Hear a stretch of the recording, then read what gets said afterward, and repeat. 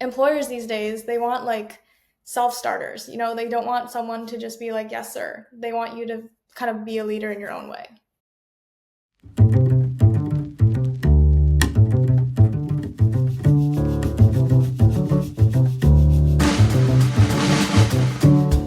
I'm Omar El Malak, and I'm a fourth year computer science student at the University of Toronto, minoring in business and math.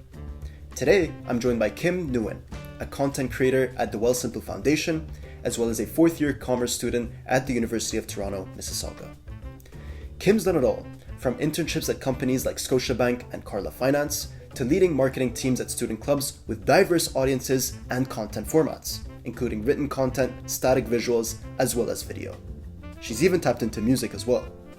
In this episode, Kim and I discuss how to break into marketing by building content around topics you already love. We also talk about how to build a marketing portfolio that actually appeals to recruiters, the skills that truly matter when stepping into a content creation role, and how to think about marketing at a fundamental level so your next hour isn't spent staring at a blank screen on Canva. So, without further ado, I'm excited to share my discussion with Nguyen. Welcome. Episode Thank 4, you. marketing. I'm super Yep. excited for this one because like all the other ones I've done have been like pretty technical. I've done the CS one, I've done the engineering one, I've done the finance one. So now I'm excited, let's get the creative side going. Let's Yes. involve all these creative people, and I think it should be fun. So I kind of came across your profile because I've seen like you do a lot. You do a lot of different things within and out of marketing. For Um, sure. so so that's kind of what we want to break down here today. So if you want to give yourself like a little brief intro to the audience, and we can Mhm. get the ball rolling. Oh, thank you. So, my name is Kim, and I'm a fourth year marketing student at the University of Toronto. I really love all things creative, so I do a lot of different kinds of content with video, social media. I do a little bit of a blog as well, and I really love financial literacy. So, I've been meaning to find a role or like opportunities that align with both of those things. So, I guess you could say like my specialization would be fintech or finance marketing. And just like a fun fact about me is that I make music on top of everything. So I'm a singer and I like songwriting. And yeah, I did see that. What kind of music are you into? If you wanna plug that. yes, I kind of like experimenting. So I did like a lot of genres in the past, but right now I'm experimenting with like punk rock kind of pop music. So that's what you'll see if you hop on my Apple Music. I'm curious. Do you listen to like the same type of music that you make, or is that like different? Um, I actually don't listen to music at all. Oh wow. Which is like a crazy fact, but like I don't really like to like look for songs. I feel like it's so much work. So I don't like to listen to music like on the bus at all. Oh wow. Okay, Yeah. that's the first. I've never heard that, but I know. yeah, feel free for those checking this out. Check out that as well. So we're gonna kind of go into some icebreakers first, and then we can break down all the different things you've done over your university sort of career. So the first thing we wanted to ask here is, what's your favorite city that you've visited? Um, I haven't traveled that much, but I think my favorite city would probably be like Rome, Italy, because it kind of reminds me of Asia in a weird way. Like, I don't know, it feels like homey to me. Yeah. Really, I've been to Rome as well, and Oh. it's definitely like a lot to take in. Mhm. But yeah, and like in what way is it? Do you feel like it's Asian? I don't know. Like I guess it's just like the vibe and like some of the architecture. Like it's like old and it kind of reminds me of Vietnam because everything there is like very old architecture as well. Yeah. Nice. Vietnam, Hanoi. I do want to go to Hanoi at some point. Oh, you That'd be a should. cool You one. should. Yeah, yeah. So let maybe transition a bit into the career side. Like, what's one piece of career advice that you think was probably the best that you've used or heard? Once I was talking to I think someone who was like in the banking industry and he just came to an event at UTM and like was randomly like chit chatting with students. So I decided to like listen in on that. I didn't really ask anything, but I think he said that like everyone's gonna have the same degree when you graduate, like you and your graduating class, and what's standing out is gonna be all the things that you do outside of school. So I guess that advice is kind of like what I continue to follow. Like that's why I do like so many extra things outside of school because I try to remind myself like grades aren't everything and everyone's gonna have the same degree as me anyways. So I might as well like gain some unique experience from it. For sure. I think that's going to be a recurring theme of this podcast in general, is like the stuff that's outside of school that we want to highlight. So definitely we're going to break that down in the next hour and a half or so. Um, so you work on a lot of different things at once, as I've kind of mentioned. What's a habit or a project that you're working on that people find unique or interesting? I guess your music would be one. Do you have any others? Yeah. Um, yeah, actually today someone was asking me like what do I have going on right now? And I said I have a hackathon next week. And my classmate was like, "What? Like we're in commerce. Like why are you doing a hackathon?" And he was like, "Can you even code?" And I was like, "Well, no." But I just wanted to do it just for the sake of like doing it before I graduate, seeing what it's like, and maybe I'll learn like a lot from the coders and the developers. So that's why I wanted to do it. Mhm. That's sick. What hackathon are you going into? So it's by U of T AI, and they're sponsored by Anthropic. So like the people that made Claude.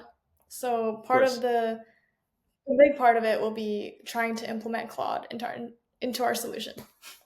Oh wow. No, yeah, you will definitely learn a lot from hackathons. I had another guy Yeah. on here who spoke a lot about hackathons. So if you're Mhm. watching this one, go check that one out. But yeah, for sure. Hackathons are a great way to learn, regardless of I've never seen a lot of people going in from finance and marketing into hackathons. But that For would sure. be a great experience for you for sure.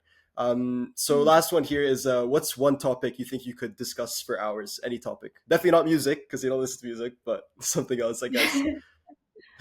I think I would say like songwriting because I don't really listen to that much music outside of my own, but like when I write a song, there's like so much that goes into it with like the lyrics and the story behind it, and even like my own emotions that go into it. So I feel like when people listen to my songs, they don't really get like 100% of it. I always feel like I need to like ramble about it for like an hour until they get my message, you know?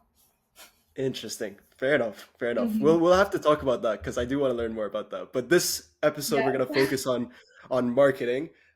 So we'll go Hmm. into your college university life first.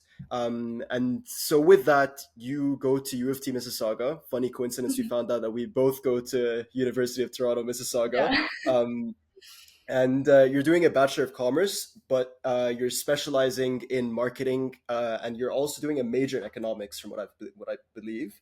So, Mhm. how do you think your choice to study marketing has affected your career? And like, kind of piggybacking off of that, do you think that you've been able to achieve what you've achieved without being able to study marketing in a university setting? Like, do you think that would have been possible? I think I really like the UTM commerce program, but I think with marketing, I didn't love it so much at the beginning because we were all forced to do like basic finance and basic accounting. And we're also forced to do the econ major, which I was like really thrown off by because I was like, I just want to do marketing, like that's it.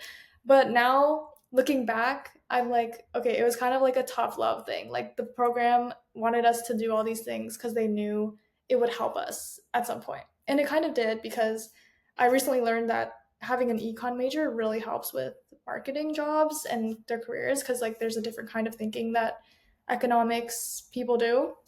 So that's good. Like I'm proud I did that. And another thing about the program that is really good is that the resources are literally endless. Like we have like a career center, we have events every single month, and we also get like so much funding for the clubs that we have as well for the business side. And so I think they really, really invest a lot into the small community that is in commerce. And I'm very grateful for that, even though in first year I was a bit angry about the accounting courses. But I think it all paid off, and I don't regret my choice. For sure. I've heard a lot of horror stories about the accounting side of commerce at UTM. I For have a lot of sure. friends in it. Mhm. But no, for sure. I think UTM is a great place to like explore these types of things because they do like, especially with like the DEM program as well, like they know Mhm. that a lot of their funding needs to go into these modern media sort of related clubs. So I'm Mhm. sure that you've kind of seen the fruits of that. Mhm. So from your sort of experience at UTM, what types of like skills, like for example, marketing methodologies or research skills or technologies, have you learned from your coursework? And do you have any stories of maybe how they've helped you from a marketing standpoint specifically? Yes, I do. So, fun fact about the commerce program in marketing is that we have to take a web development course, which you would think like kind of doesn't make sense, right? But it makes sense to me because I took the course last year and I was able to land my Scotiabank internship because I was the only one that had UI UX development experiment experience. And in the job itself, even though it was a change management and communications role, I was still able to utilize a lot of the web design. Like, for example, the course taught me how to use Figma really, really well. And turns out that my department actually relies on Figma for like all the graphics we did. So, out of all the interns in my department, I was the only one that was capable of making these. And I think that helped me stand out a lot because no one expects a marketer to be able to develop UI UX stuff. And one more fun fact, I don't even know if I'm supposed to be spilling this because it was like a company secret, but there was a chat bot that we wanted to develop for the mobile app. So I worked with the data team for a little bit and did a little mock up prototype for them. And that helps me stand out even more. So I'm so grateful that I had to take that web design course because I think it really helped me take a lot more risks in my internship.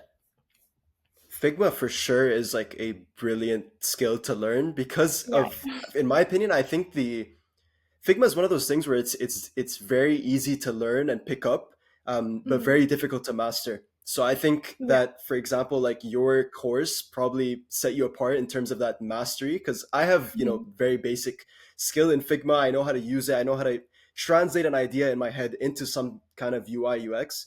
But when it Mhm. comes to creating something that is sort of that uses all those extra features of actually the measurements and all these different extra components that are required Yeah. to create something that's concrete with the animations and all that stuff too, Mhm. like that kind of does set you apart for sure, I can imagine. So for sure Figma is a great skill, especially for marketing. I'm surprised that it also did help you out as well. So Mhm. so that's a good kind of crossover between us there. Yeah. So sort of what types of courses do you think are underrated, you would say, for learning marketing in university? And like, do you think those would be more marketing research focused or like application, like real life, yeah, that type of heavy? I personally think that the application real world type of courses are infinitely better than the theory ones as someone who's taken both.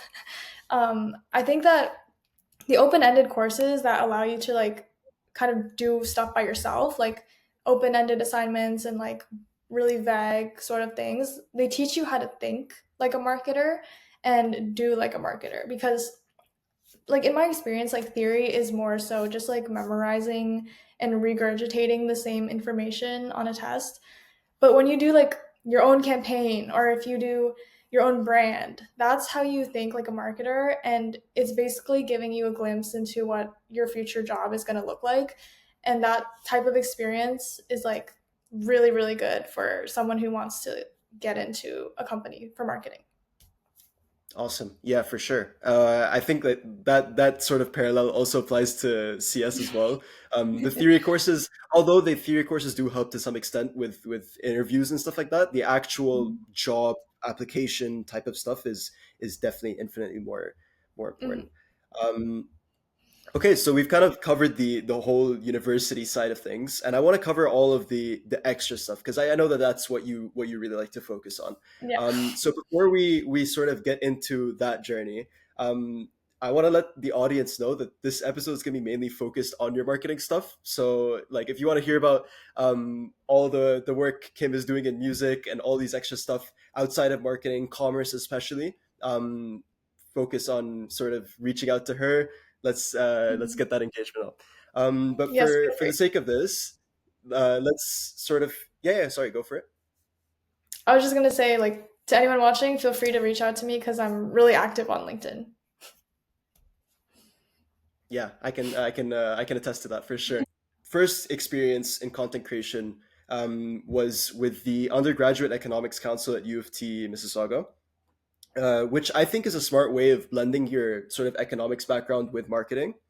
So I want to Mhm. ask, how was that experience for you, and would you recommend that students interested in marketing start by doing marketing for a school club, or is there a better way, in your opinion, to start than how you did it? Yeah, I would say just right off the bat, like extracurricular is the easiest and best way to get into something and like apply your skills. So, yeah, like I can't think of anything better, honestly. Like it's the easiest thing, it's the most convenient thing, and I think it will matter the most too when you do like job interviews without having real experience. Um, as for my experience with UEC, it wasn't actually that good of an experience. There was like a big incident where they kept asking me to edit something, and so I made a bunch of changes, and they ended up using someone else's post. So there was a bit of bad blood there, but I think what it taught me was like how to work in a team setting, how to manage things on top of managing school, and also how to like communicate effectively. I think from that experience, it actually helps me kind of think of like what kind of leader I don't want to be. And so, despite everything that happened, I still think it was a really positive experience that helped me leap on to a different extracurricular role. Yeah, I think all these types of experiences are, they either teach you about the leader you want to be or you don't want to be, and I think both are equally important rather than the first being more important than the second. So yeah, for sure. I think everyone's had those for sure, Mhm. but something I do want to focus on is that when you went into this role, you went into something that is familiar to you in the form of economics and commerce, Mhm. and that's the way that you sort of bridged your creative side with something that you know. And I want to Mhm. ask, do you think that starting out by doing marketing in a niche that you have a background in, like economics, makes it easier to pivot into marketing and content creation? And how did that sort of work out for you? Um, yeah, 100%. Because, like, the fact that I am a marketing and economics student made me a really good candidate for this role. So, I think students should definitely like utilize their specialty and their degree as much as they can. Try to capitalize on it, be like the expert in a field, and that way people will like trust you more and be more likely to hire you for these roles. And once you get this experience, like this foundation, it's super easy to just apply to a different club that's like maybe a little bit out of your scope and have the experience to back it up so you can actually get the roles that you want. For sure. Yeah. So I think that kind of is a good segue to your next two steps, which were the Canadian Asian Student Society and Mhm. ML Capital at U of T Mississauga, both. Mhm. So, what did you learn about sort of tailoring your marketing approaches to the niche, since they are very different types of niches between those two, for Yeah. example? With ML Capital, it was a little bit of an easier transition because I kind of came from that like very professional economics background. And it also helped that I was like actually the one that reached out to see if I could join them. So I had like that initiative, like they saw that in me and kind of gave me a chance, like a trial. And through that, I was able to kind of like utilize what I learned from UEC and just move it over to ML Capital. And I think it was kind of more or less like a similar theme where I had to try and market in a serious professional way. And there was also like industry reps that would be coming. So I would need to make everything look very, I guess, professional for the outside of the university as well. So that was a very similar role for me. And with the Canadian Asian Student Society, it was very, very different than what I was used to. And I actually joined because I wanted to get out of the boring marketing stuff. I wanted to have a little bit of more creative freedom. And luckily, they gave me that opportunity. Um, I think I didn't really have the right experience for that kind of role, but I was just confident enough in myself to like go in the interview strong, leverage my existing experience, and I think that's why they decided to give me a chance and say, sure, like join the team. And so, yeah, like this just goes to show like even if you don't have related experience, anything helps because they just want to see that you're able to work in a team, that you're okay with following instructions, and that you're a hardworking person.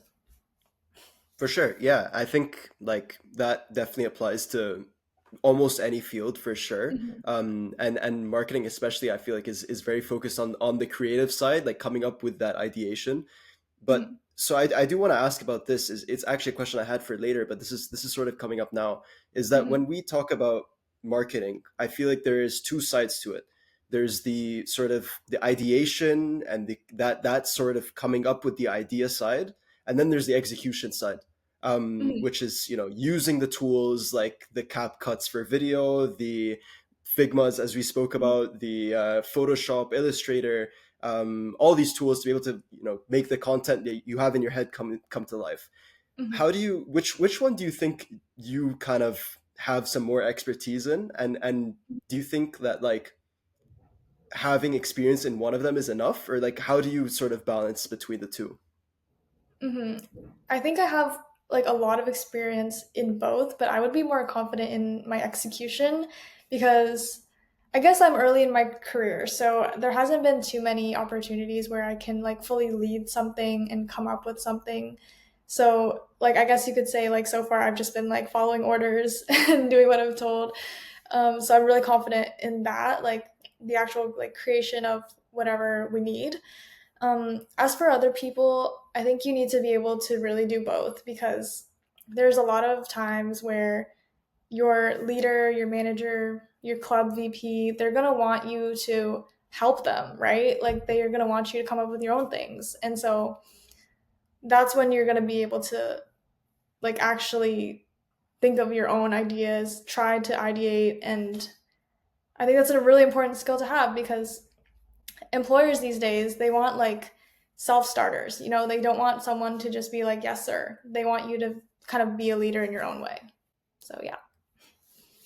How do you yeah, for sure. How do you think you can improve that skill of the creative side? Because I know for sure like you can watch courses on how to use all these technologies, or you can learn them in Mhm. university, you can learn them just through experience, I guess. But maybe some people might be hesitant to go into marketing, I can imagine, because of that ideation step. Like they're worried, oh, I'm gonna get a block here, kind of like writer's block, I guess. Like Mhm.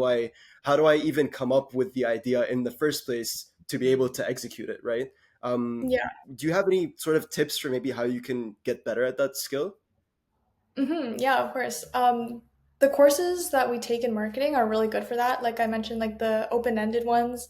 Hopefully, like most people will be able to take a course like that and get the chance to start from zero. But if you are like someone who's not studying marketing and you want to get into it, you can also do things like professional, sorry, not professional, personal projects that are self-led. So you can come up with, like for example, a campaign for an existing company and just go into the details about it, practice coming up with those ideas and those execution plans.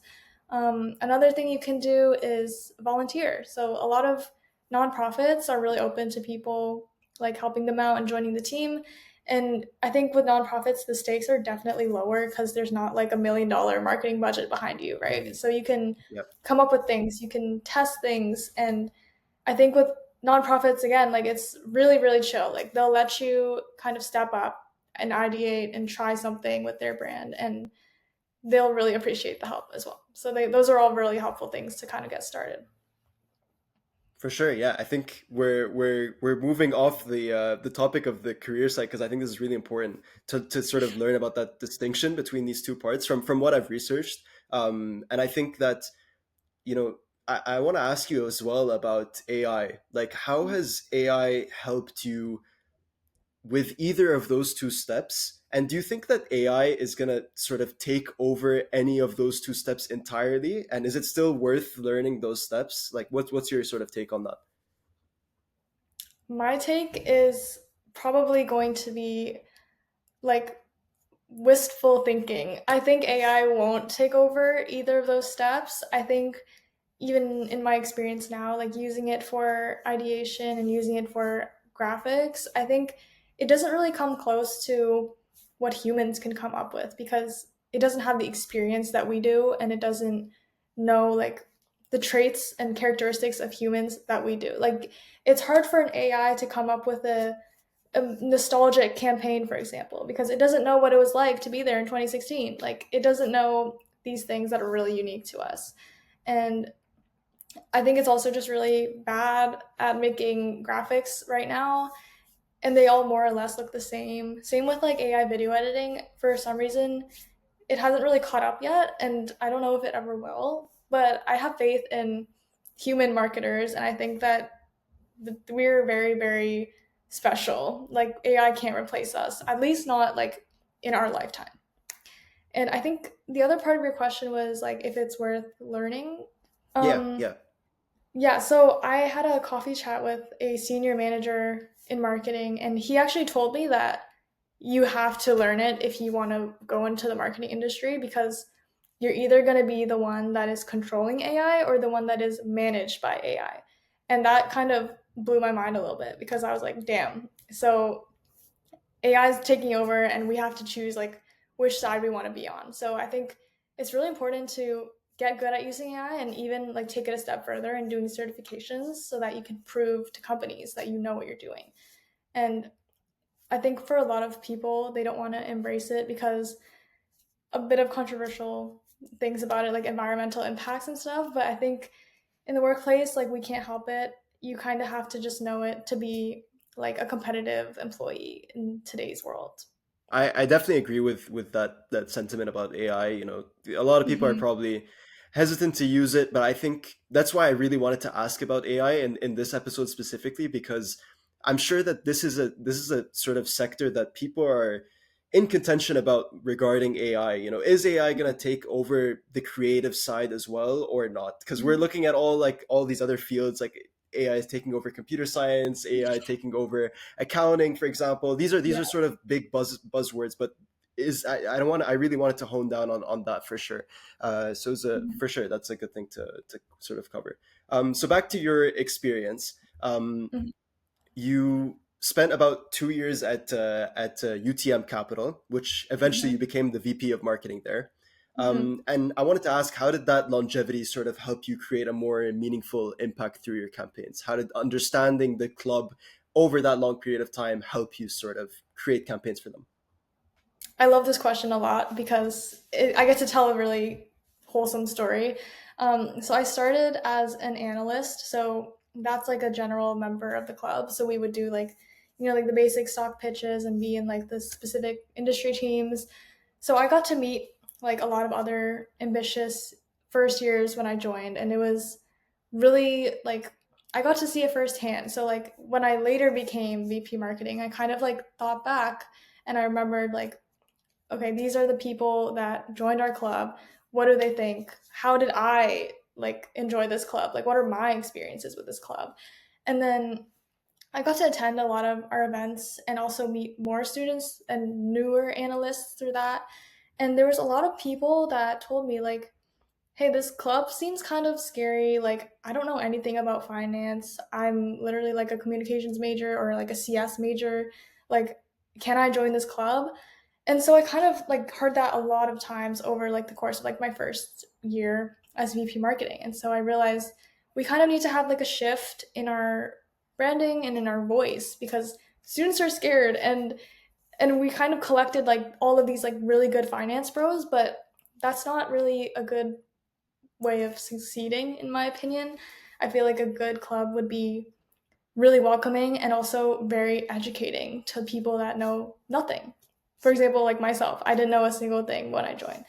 So, yeah, like my experiences and my newness to finance, along with people's comments, made me realize that a change needed to be made. So I did like a little rebrand when I first stepped up as VP marketing, and I think it really succeeded because I saw a lot of newer majors coming to our events the next year, and they told me firsthand, like, I was scared to join this club, but then I saw you and you said you were in marketing, so now I feel comfortable joining. And that was like really fulfilling, in my opinion. Awesome. Yeah, I think that recognition of how to frame the identity of the brand is Hmm. it's something that comes with having experience with the brand itself. Hmm. So I think that having that inside experience with a club allows you to understand the brand identity of the club better, which we will touch on that again when we speak about some of your other roles at another one of your future roles, which I do want to discuss. Hmm. But we'll leave that till after. So, what types of sort of tools and skills did you learn that helped you with future roles during that experience? I think Canva was already mentioned, but it was like a really, really good skill that I used before I came to UTM, but I never like got good at it. And I was relying too much on templates before. But after joining UTM clubs, I was like forced to follow the branding and the existing theme that we had going on. So I got good at like making things from scratch and like even trying to do like formats that were not just Instagram posts, like for example, slide decks, reels, video, like all of these things that I was kind of like forced to learn during my time at these clubs, I think really helped me in the future because when I got good at Canva, I was able to make my entire portfolio on there. And I think now that I have a really good portfolio, it helps me get like all these different opportunities because people are able to like see all of my work and all of my experience with Canva. Oh wow, you can create and host a live website on Canva. Yeah. Oh, I didn't even know that. Oh wow. Okay, so that's Yeah, definitely it's like like something that so definitely I want to hone in on that because you said you created a portfolio using Canva for all of your work. Do you have a way that you've sort of structured that or made it maybe, I don't know, SEO recruiter friendly that could be beneficial for other students? I think SEO is a bit too hard right now Yeah. because the URL still says like my Canva site, but I think I've designed it in such a way that's kind of like telling my story. So it's not really like LinkedIn where it's like, here, I did this, this, and this. It's just like as you scroll, there's like a new thing, a new experience that I've done, and it kind of like summarizes it in a really digestible way. And like personally, I really like small things at once. Like I don't want to like see a bunch of information on my screen. And I also don't like when things are a bit serious. So I just wanted to be playful and I wanted to keep it aesthetic and make it really easy for recruiters to see like a snapshot of what I've done. Right, for sure. I think that concept of having small bits of information being revealed at once, is that Mhm. something that you carry across all of your, is that, do you have like a marketing philosophy, I guess, with that you carry across all your work, or what's your sort of take on that? Yeah, I think I do that like even subconsciously when I do other things. Like when I write my LinkedIn post, I like to do line by line because I know people get like, I guess, like reading fatigue when they see like huge blobs of text. So I feel like I just thought about how I would feel reading these big pieces of information. I kind of just apply it like everywhere I go. Right, for sure. I know that the whole LinkedIn line by line thing is becoming very popular now. Yeah. And I try not to succumb to it because I know that it's like some of them are very excessive. It's like literally Yeah. 3 words per line, and it gets like Mhm. that gives me fatigue. Mhm. As equally as much as reading a large text. So I guess having that balance is still important, but for sure, I think having that sort of philosophy could help. But we talked about templates, and my next question was kind of related to that because it's sort of tying this back to my past episode on finance. My guest Ming, he spoke about how he carried some of his Excel templates over from previous work into Mhm. new sort of work. And he brought it from his club to his job, and Wow. we sort of realized that when he has all these club experiences and all these past experiences, job experience, internship experiences, he collects a lot of different templates for different purposes, and he's able to repurpose those same templates for different purposes again. So it builds Mhm. this sort of template network that he has Yeah. to be able to apply to different areas. So I'm curious, do you are you able to do the same thing with marketing? Can you carry over these templates, maybe creative ideas that you've used, inspiration from your past roles into new ones? Is that something that happens? Yeah, I think a really common tool that a lot of marketing people will use is like a content calendar. And I kind of stole it from like my current role at Wealthsimple Foundation. I don't know if they're going to be watching this, but I kind of just like stole the idea from them and I took all of their headings and I brought it over to my own Google Sheet and now I use it for my club. So, yeah, like things like that are really useful. And then I also joined like a student run nonprofit as well. And they also use the same marketing calendar. So it's like, even if I don't bring it over, I feel like these templates and things will always like reappear when I least expect them. Nice. Yeah, for sure. I think that sort of idea kind of stuck in my head. I was like, oh wow, Yeah. that does make sense. I guess it does apply to CS as well. Like there's a lot of little templates you can carry over from hackathon to hackathon to save Mhm. you that X amount of minutes that you spent at one hackathon trying to building into that one thing, which Mhm. you'll probably experience in your hackathon that you'll spend so much time on this one thing and then you won't have time for anything else. But that Mhm. time that you spend is not gone to waste because you can just use it in the next one. Um, Exactly. so yeah, I think that's something that does happen subconsciously in different fields.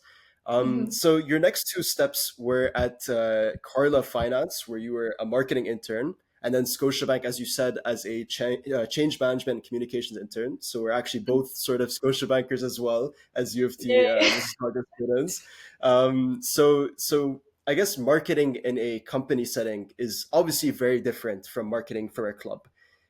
How did you sort of adapt both your process of creation and your maybe content output as you experienced each level of scale? Because you experienced sort of the university club scale Hmm. up to a startup environment scale at Carla, Hmm. and then a corporate sort of marketing scale at Scotia.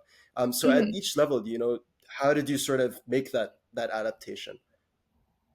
Yeah, just like as a starter, I think like each step there's like more and more steps within it. So like in a club setting, like I was able to get posts out really fast, like they would get approved really fast. People wouldn't really edit or like look into it too much. But then like as a startup, like they kind of managed it a little bit, but didn't want to like hold back on anything. So they're like, let's just ship it, like let's just go. And then at Scotiabank, it was like super, super slow. If I wanted to implement something new, we had to meet with like a manager, senior manager, and even like a VP one time. And Oh so, wow. yeah, like adapting to this aspect of these different industries, like I feel like it's really, really important to be like quick on your feet and like agile.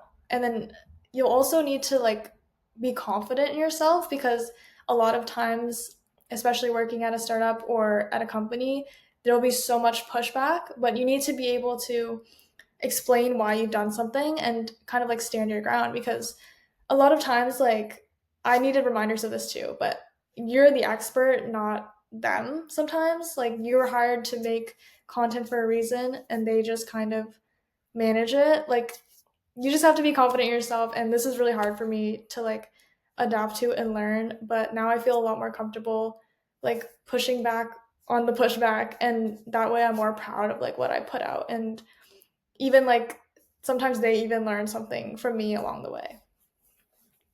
Yeah, so you mentioned like speed is one thing that's sort of a difference between each of those steps, right? Mhm. But I'm curious, what are some of maybe the other similarities or differences that you noticed between marketing at each of these scales? Because, for example, like I find that obviously going into corporate setting is slower, right? But you are Mhm. gonna get, as you said, some pushback on things that you didn't get pushback on before, which helps you Yeah. grow, right? So I think what are some of the other maybe differences that you noticed, good or bad, from each sort of level of skill? Yeah, I mean, from just like comparing startup and corporate, I think like the attitudes of the people around me were really difficult were really different as well. Like, for example, like the startup. they let me basically do anything in the company that I wanted to try. So I did like not only did I do marketing, but I did logo design. I helped with like a web mockup. Um, I even got to see some of the code, even though I couldn't work on it because I don't know how to code. But I got to like at least like watch them do it behind the scenes.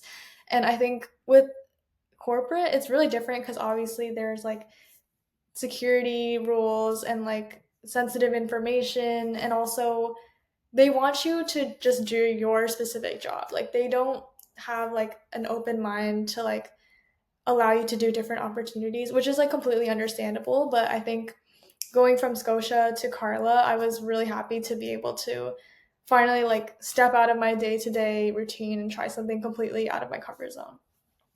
For sure. Yeah. I think I've noticed like a lot of those sort of things as well, going from each side. So Yeah. that's why I kind of wanted to hone in on that. But I wanted to ask about communications as well, because when I read that you're doing communications at Scotia, I want Mhm. to ask what does that actually mean? So how does communications sort of differ from traditional marketing intern, marketing associate roles? Mhm. And do the fields, share enough overlap such that you can use the same skills between them and it's easy to flow, or is it more difficult?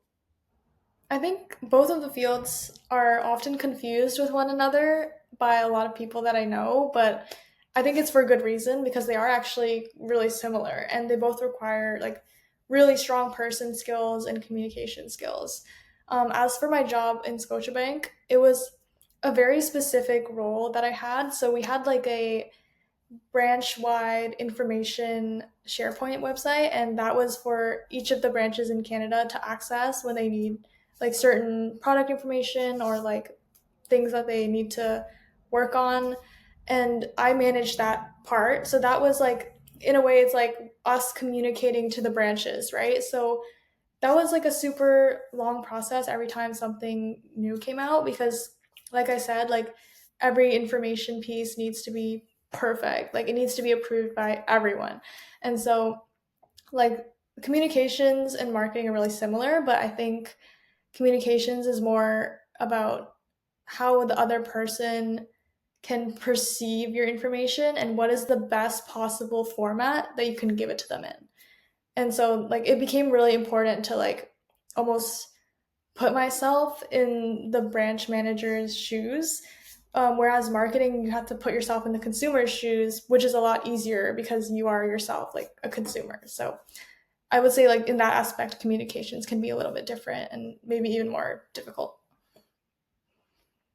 Right. I think that's a good distinction. And do you think that maybe someone who's maybe better at interpersonal skills might be better with communication, and someone who's probably better with just sticking to themselves and doing the marketing is probably better at marketing? Is that sort of maybe the more distinction?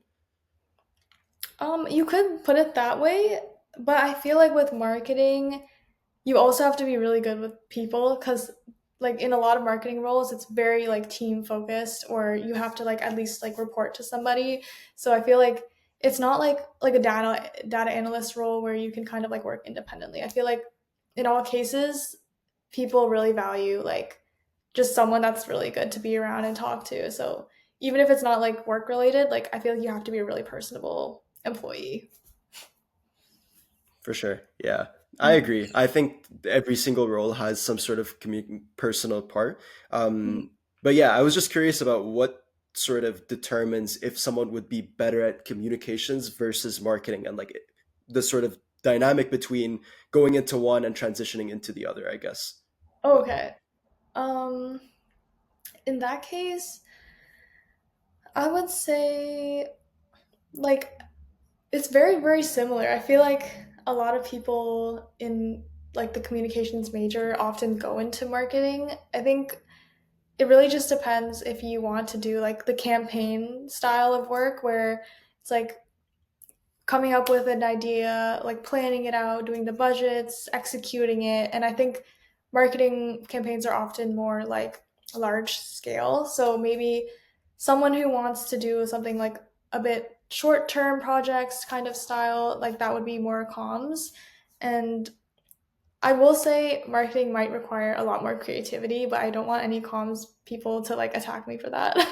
But that's just from my experience. Like as someone who's worked in both, I feel like I was really forced to be creative in my marketing roles. Nice. Yeah, cool. Okay. So I want to focus now on something that you are quite proud of, which is the founding of the UTM Fintech Association. Yes. And you eventually became the VP of marketing of that as well. Um, and the reason this is interesting to me because this is a role where you essentially built the club's identity and brand from the ground up. So rather than working with an existing one like ML Capital, where you understood a brand identity and then built on that brand identity, adapted the brand identity according to the needs of the sort of clients, I guess the students who are joining or prospects to join. Instead, you kind of built this identity from the ground up. So, how did you approach that ideation process, and how did you decide how to create and implement a consistent brand, like your assets, maybe colors, all these types of things? Yeah, I will say that my current VP marketing is the one that should take all the credit for like what we have out now because I did get promoted to president. So I let her kind of handle everything. But when I was VP marketing before, I had a specific like look to it. Like I wanted it to be green because in my head, green was very techy, but it was also like welcoming because purple is also kind of like a techy color, but it's like darker, can feel like uninviting. So I kind of went off like my gut instinct and I was like, let's go with like a bright neon green. Like can't go wrong with that. And as for like the rest of the logo, I definitely went with like a minimal kind of look. Like I wanted something super simple that I could put anywhere I wanted and it wouldn't be a problem. Like this is like a very marketing thing, but like logos have to be very like simple or else you won't be able to move them and you need logos in every color. So like I wanted it to be like super transferable to like any sort of media that we were doing. And I will also give credit to the Rotman Fintech Association because I also looked to their website to kind of get a feel of what the branding should be. And so, yeah, like that's how I kind of went about it. Like, I think in this kind of context, it's important to get a lot of inspiration rather than starting from zero because the inspiration are like companies or people that have already been through their own research. So I feel like I could rely on them and trust that they're making a good choice as well. Yeah, that inspiration aspect is definitely something that I can relate to. Is like just creating sort of projects, for example, in CS off of YouTube is like something that a lot of people do just to get started and learn. Even though these are not relevant projects a lot of the time, and they end up just being like everyone else's. But like Yeah. you only learn by being able to adapt other people's ideas, and that's Mhm. sort of how I've approached that Exactly. learning aspect as well. So I'm glad that this also does apply to marketing too. Um, Mhm. so I wanted to ask as well, what's your sort of strategy for creating marketing material for events where the goal is maximizing attendance? And sort of how do you create content that not only appeals to an audience but also creates that conversion or call to action? Mhm. I think this is actually really difficult in my opinion, like especially in today's world where people just kind of scroll past everything in like 2 seconds. So I feel like rather than focusing on like the exact details of the post, I try to focus on like even like a stage before that. I want to make an event that is like so unique that it will kind of market itself in a way. So like I guess it doesn't really answer the question, but I try to think of events that are like unique, they haven't been done yet, and something that students will find value in. So like as a student myself, when I try and think of events, I don't want to go to an event that I know will be a waste of time or an event that I've been to in the past. So I try to come up with something that's like going to bring value to them and make it worth their while because no one wants to spend like an extra 2 hours on campus. For sure. Yeah. And I think that like this type of thing kind of the way I see it is like it's like how do you get a lawyer to defend someone who's guilty? like who they know is guilty, right? Because like Yeah. if you're in a company and you're marketing something that you believe is a bad product, for example, how do Mhm. you like? There's not much control you have over that, right?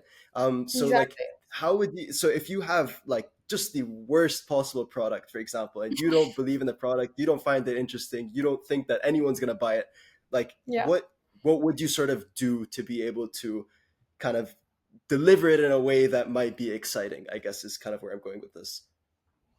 That's really hard. I guess I could use like my past experience. Like sometimes at UTM Capital, there were events that I personally thought were like really boring.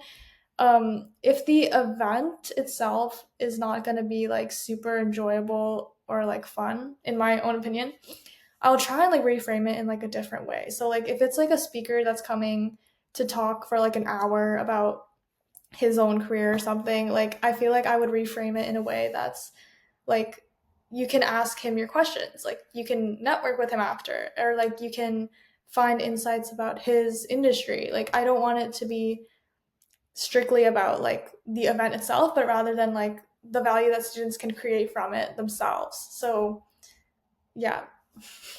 I like that. I think that what you're kind of getting at here is identifying who is the audience first of all, right? And seeing from Hmm. that audience what exactly are they looking for, and is there a Hmm. way to reframe what you're marketing to fit that agenda? And I think that's kind of Hmm. what you're explaining with this. So so yeah, I Exactly. think Yeah. that's definitely a good strategy for sure. So one of the many things on your plate right now actually is your role. You touched on this as a Hmm. ambassador and content creator at the Wealthsimple Foundation.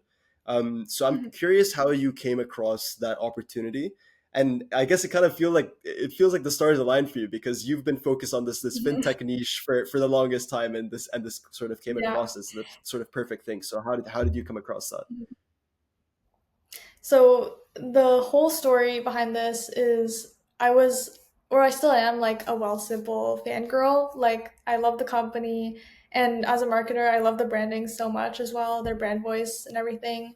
So I found out that they have a like charity called the Wealthsimple Foundation. So I kind of just like followed them for a while and like kept up to date with like everything they were putting out, and they said that they were hosting an event. So I decided to go to their event called Foundations Day, which was like a financial literacy workshop for students with like free lunch and like a networking period.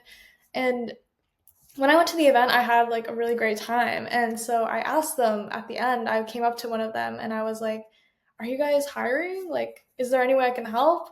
And I came at the perfect time because they said that they were actually about to launch a creator program, like quite literally like a couple weeks later. So they told me like, "Hey, just keep an eye out for this and definitely apply." So like when that time came, I applied, and the person that interviewed me was the same person that I talked to that day, and so I just got super lucky, and I was also lucky that all the work that I'd done in the past was like perfect and backed me up, and I was able to snag the position with 10 other students. Nice. Yeah, I've been to a lot of their events too, and I know that they do a really good show Mhm. with all the stuff they do, and I've seen like the posts on their Instagram as well, and I've seen that it's sort of yeah exactly as you said, understanding that brand voice is a very big part of it, and part of that brand voice is the education aspect, right? Because they're always trying to deliver something that is um, teaching financial literacy to the youth, especially like that's a big part of what they do, in and out of the foundation part. Like Wealthsimple themselves pride themselves a lot on education.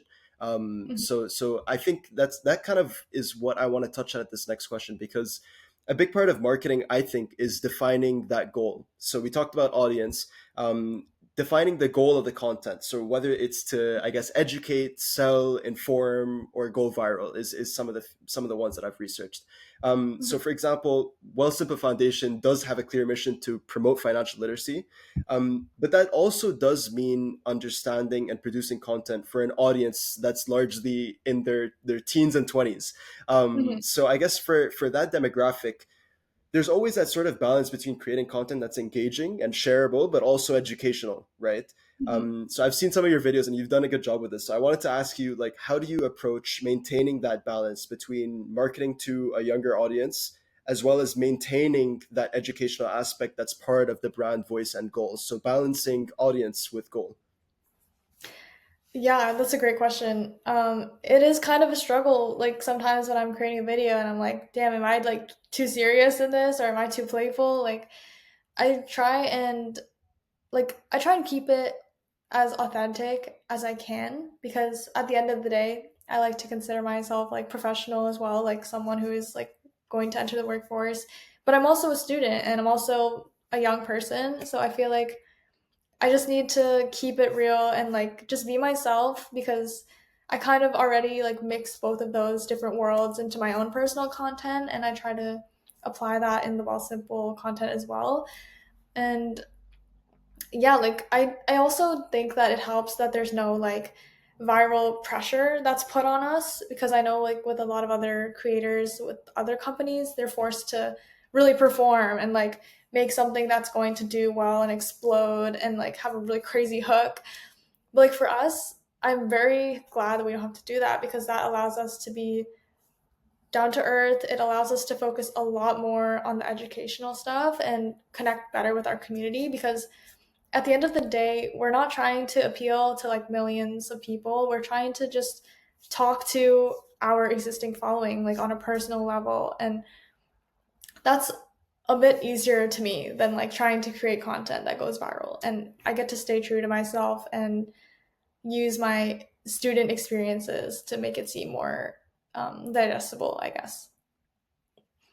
Yeah, and I think that's a really good point because when you are the person of interest, you are the audience in a sense, right? Yeah. So when you are the audience, it you know exactly what the audience is looking for, right? So in this case, that really does work out for you. But when you Mhm. are, for example, not the audience that the company or whoever you're working for is looking for, Mhm. I guess maybe how would you approach sort of being able to understand that audience? I'm curious about that angle. Yeah, at Carla, actually, I kind of experienced this a little bit because we were trying to appeal to like a bit older people, so not just students. Because just for some context, Carla is like a money management AI financial app. So you wouldn't really have a lot of money as a student to manage in the first place. So I feel like they were focusing on like the older people, like maybe like 30s area. And I had a hard time understanding that. So a way that I kind of learned about the audience better is looking at the competitors that were going for the same audience. So I don't know if you know Chexy, but they are like a also Canadian based like um, rent slash credit app. So I learned from their TikTok and their Instagram about what kind of like voice they use, what kind of editing they do, the topics they talk about, and just like researching competitors, I feel like made it so much easier and took like a weight off my shoulders because I was able to understand like which direction that I should go to and how I should approach the content. And it's kind of like basically just looking at the answer key. Like all there. Yeah, I like that. I like that. Looking at the answer key for sure Yeah. is a good way of putting it. But yeah, I think again that inspiration aspect is what I'm noticing is a very big part of marketing is looking at what Mhm. other people are doing that are within the same sort of niche. And yeah, it's a good way of understanding audience too. So definitely that does help you frame that voice.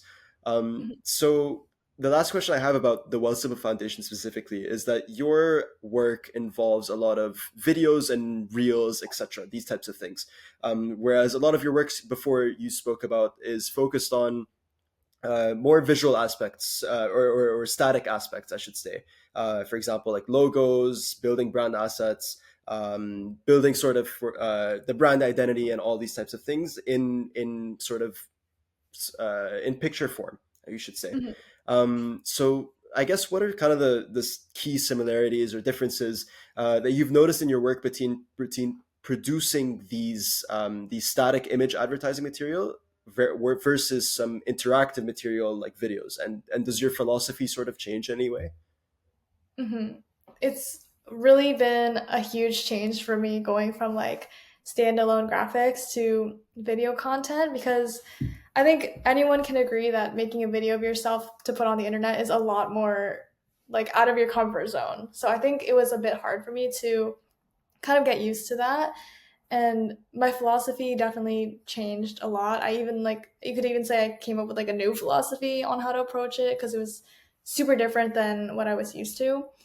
And I think creativity actually matters a lot more in video content because people will scroll really fast. So you have to make some sort of unique value. And you also have to think about like all of these like nitty gritty things like the background, what kind of voice you're going to use, what you're wearing, where it's going to be posted. Like there's all of these like different details that I didn't really have to think about before when I was making a post. And yeah, like for me, it's just a lot more difficult and it's a lot more work that goes into my video content. I agree for sure, and that's why I was hesitant to make this a video sort of. There's a video aspect to the podcast because it's like I have Mhm. to consider everything behind me as well, Right. and what the lighting and all these extra things other than just getting Mhm. this microphone right. So and so I think that's definitely a good way to put it is that there's a lot of other factors that get blown up and exaggerated once you realize, oh wow, I have a camera in my face. So I Mhm. think that I've experienced that as well, despite not being in marketing. So I think that's a Yeah. definitely a good point. So I think we've gone through all your experience now, and I wanted to wrap this up with some questions that are maybe more general towards some things I've noticed about your experience. So I've Mhm. we did speak about this a little bit before, is posting on LinkedIn, and I've noticed that you've posted on LinkedIn not just about your career milestones. Um, Mhm. We've also posted a lot of educational and uplifting content as well. And LinkedIn started out as a purely professional platform, again, talking about Mhm. brand voice. But in recent years, it's whether for good or for bad, whether it knows it or not, it's become a lot more personal, let's say, or and also crowded with good and bad content, right? So with all Mhm. that sort of noise on the platform today, how do you make your content stand out while again sticking with your sort of philosophy of being authentic with what you put out? Mhm. I try to I feel like I say this a lot, but I try to create value. Like it's such a big thing in marketing. Like try and like create value that will make people kind of like stop in the middle of what they're doing and like read through because even like just on LinkedIn, like the end of the day, I don't really care if they like or comment or like reshare. I just want to share what I know. And I feel like my end goal is really just like helping other students because like when I was a younger student, the only reason I made it this far is probably just because of the students that have come before me and that I've bugged with like a million questions. And so I feel like if everyone else is going to gatekeep their career tips, then I might as well just like put it on LinkedIn because that is where like the people that are like kind of early in their career are still looking to like just like either make a network or even learn something new. So I feel like that's like the perfect place for me.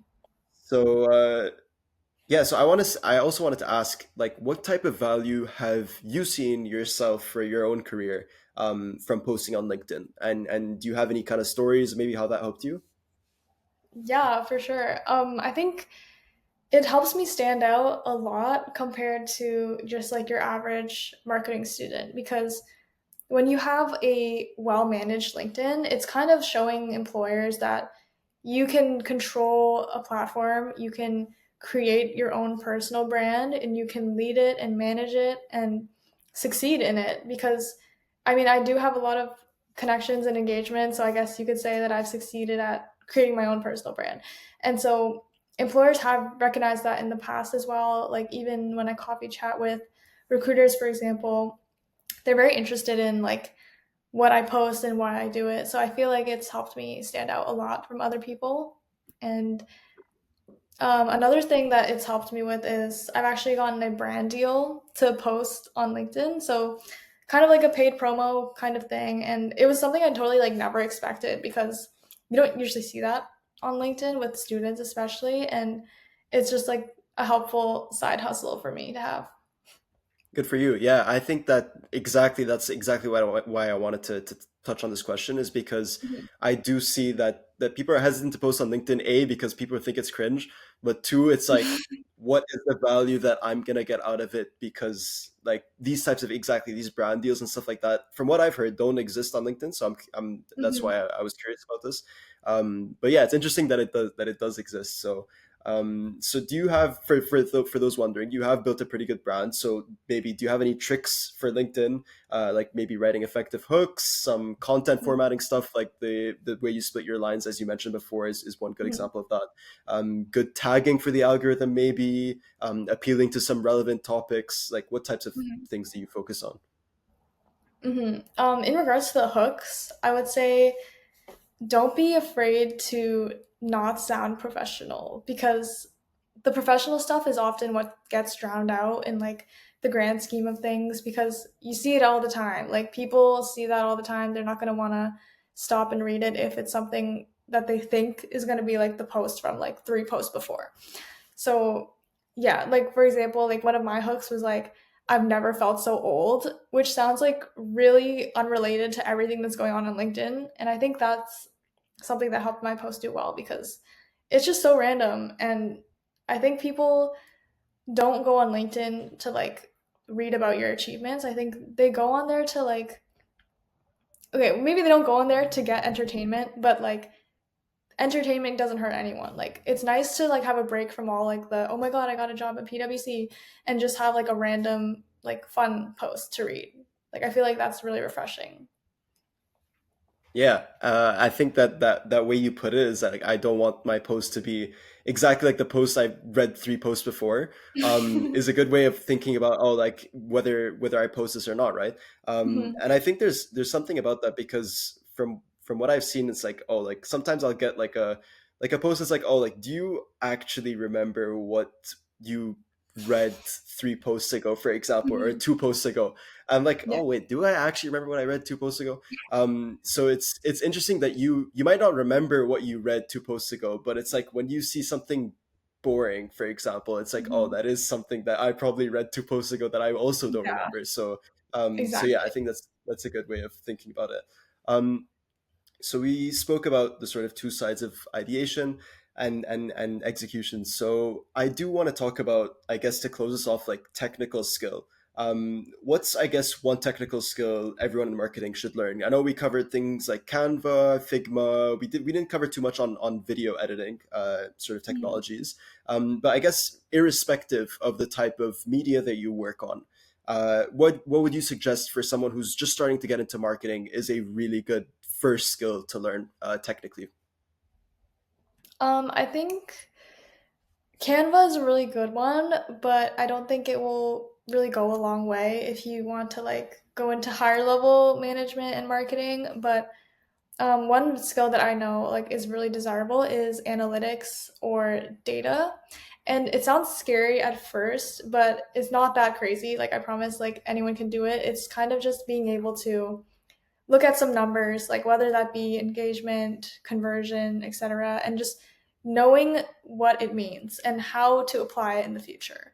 Cuz a lot of people think that marketing is just like making social media posts and like randomly posting funny stuff, but no, it's like there's thought and there's data behind everything that companies do, and having a strong understanding of what numbers mean can really like make you stand out, especially when people most post grads like don't have this skill on their resume. I love that. Yeah, I think that definitely is probably something that's unique that people don't think about putting on their resume if they're going into these types of creative roles. Or like, oh, like I hate math. Everyone who's doing this also hates math. Yeah. So maybe something that could put you aside is having just some understanding of that data side. How would Mhm. you go about getting that understanding? Like, what is it? How do you look at maybe, for example, if a post is not doing well, or if you have three consecutive posts that are not doing well, how can you maybe tie that to some kind of pattern to identify, hey, what's actually going wrong here? Like, have you done something like that before? Yeah, I think I haven't done anything formal like this, but there's a lot of like thinking that kind of happens subconsciously when I look at some posts and like review them. Like, I think it's really important that you're very intentional with every single detail of what you're putting out.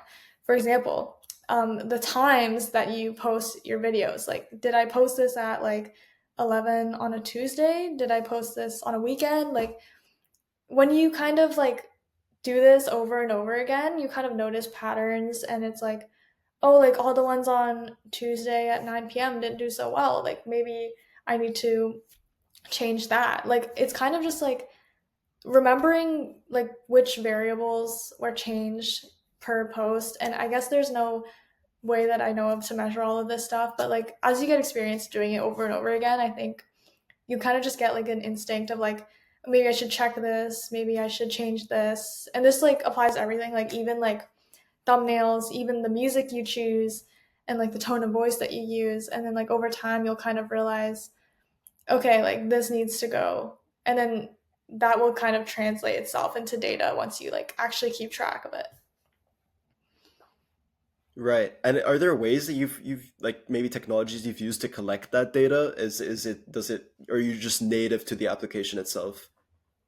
Um, I haven't used any applications, but I know Instagram is like really good at providing like insights for your whole account, and then TikTok is really good at providing insights for specific posts. So like I kind of like look through my own TikTok posts every now and then and like look at the analytics and kind of see like, okay, like when did I post this, and like what is my audience? And then like they'll tell you like all the little details, and then that way if you just like, I guess like if you wanted to, you could create like a spreadsheet and like track patterns and like make graphs. But I think I'm just very comfortable just like pulling it up and looking at it that way.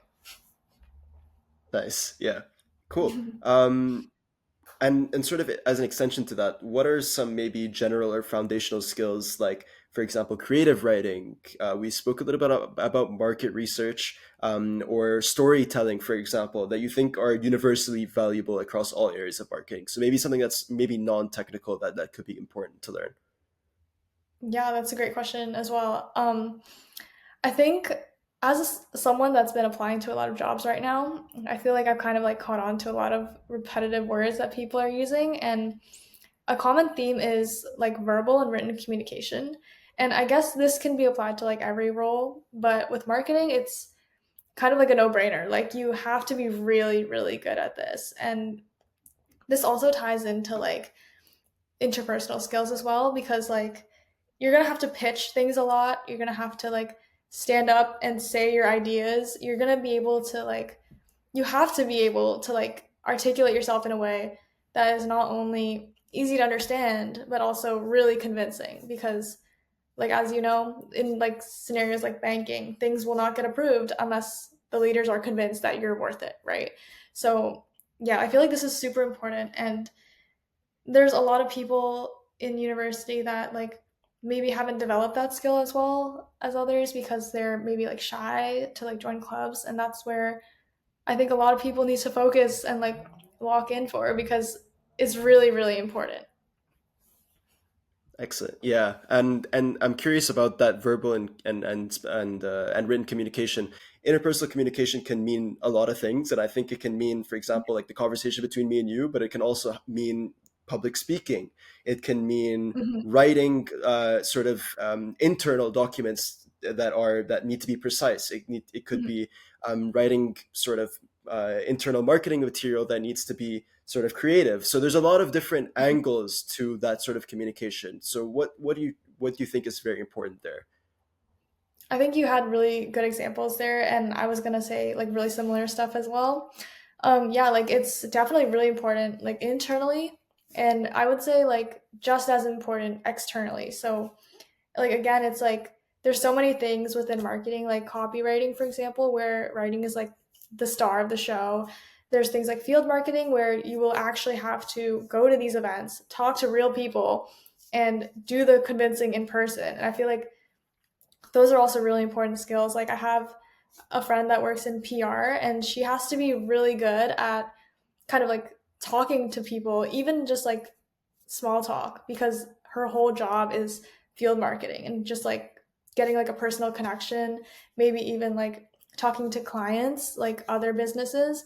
So I feel like no matter where you go in marketing, you can't really avoid like either or. Nice. Yeah, that makes sense. That makes sense for sure. Yeah. Okay. So let's sort of wrap this up here. If there's, I ask this to every guest on the show, if there's Mhm. one piece of advice you have for someone just getting into marketing, what would it be in 10 seconds or less? I would say join as many clubs as possible and try as many new things as possible. Like even like going to events externally or like taking courses outside of your comfort zone. Like just try and try because you won't know what you like until you try everything. Hopefully that was 10 Amazing. seconds. Done. That probably is 10 seconds. Well, I'll have to check after this. But thank you so much, Kim, for coming on here. I mean, there's definitely so many tidbits of information that you've shared that I think everyone in any field, honestly, can benefit from. So thank you so much for coming on. Yeah, of course. Thank you for having me.